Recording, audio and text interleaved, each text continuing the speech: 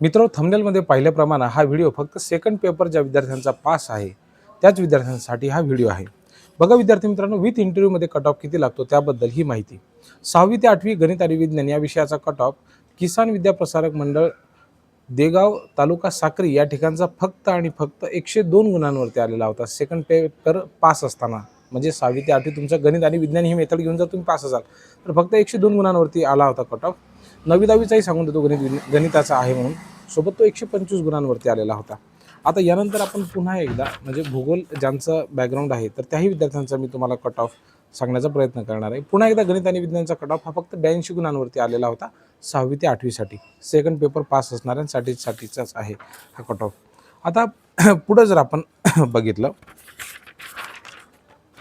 6वी ते 8वी इंग्रजी विषयाचा जो कट ऑफ आहे म्हणजे ज्यांचा सेकंड पेपर पास आहे, मग त्याच्यामध्ये तुम्ही मराठी, इंग्रजी, त्याच्यानंतर तुमची जी कुठली मेथड असेल तर भूगोल असू शकते, इतिहास असू शकते, हिस्ट्री नाही काय कुठलीही पण असू शकते, तर त्या मेथडनुसार तुमचं जर सेकंड पेपर तुम्ही पास असाल तर कट ऑफ फक्त 113 गुणांवरती आलेला होता. विधायक युवा संघटना, धामनार तालुका, साक्री जिल्हा, धुळे. ठीक आहे. त्यानंतर 6वी ते 8वी गणिताचा कट ऑफ याच संस्थेसाठी लागलेला होता फक्त 78 गुण, 78.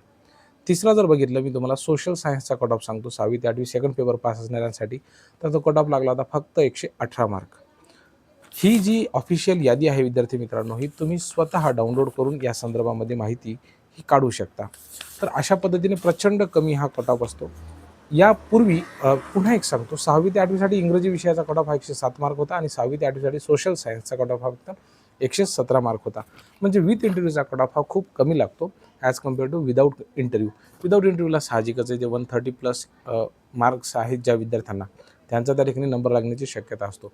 परंतु त्यापेक्षा जे मार्क्स कमी आहेत विद्यार्थ्यांना, तर आपल्या मनामध्ये खूप भीती सध्याच्या एकंदरीत व्यवस्थेने घातलेली आहे की तुम्ही प्राधान्यक्रम व्यवस्थित निवडावे. ते जर व्यवस्थित निवडली नाही तर तुमचं सिलेक्शन होणार नाही किंवा तुमची नोकरी चालली जाईल.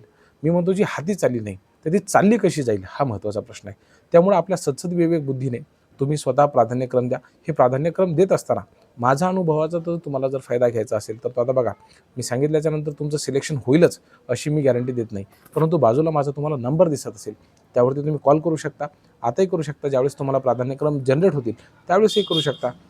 फोन जर उचलला गेला तर मी माझ्या अल्पबुद्धीप्रमाणे तुम्हाला जी मला माहिती भेटलेली आहे ती तुम्हाला निश्चित सांगण्याचा प्रयत्न करणार आहे. तुम्हाला जर एखादा विशिष्ट जिल्हा किंवा एखादी विशिष्ट संस्था किंवा एखादी विशिष्ट जिल्हा परिषद, नगर परिषद किंवा महानगरपालिका यांचा जर कट ऑफ जाणून घ्यायचा असेल तर ते कमेंट बॉक्समध्ये तसं लिहा.